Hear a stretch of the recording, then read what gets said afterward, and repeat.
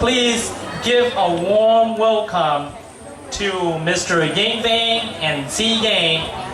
They will be performing a song to kick off this morning.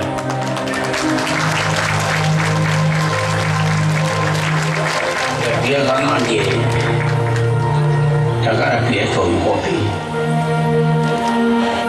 tu kopi na kuma kopi song, ye mung tu kuma tu tanya, ulah kuma tu,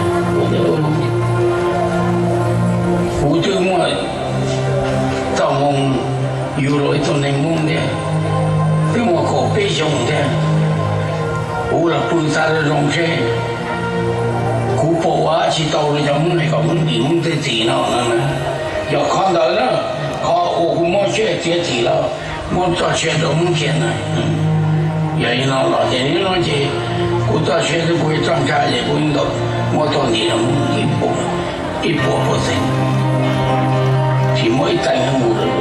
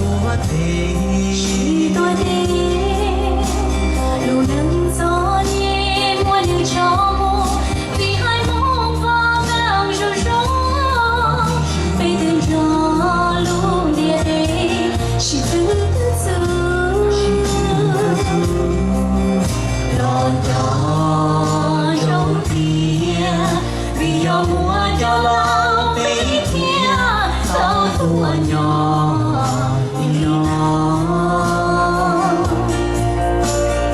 mỗi đứa này thì đâu xuyên họ thì lo cho ba các bậc lá có bị lưu đến cha ya ta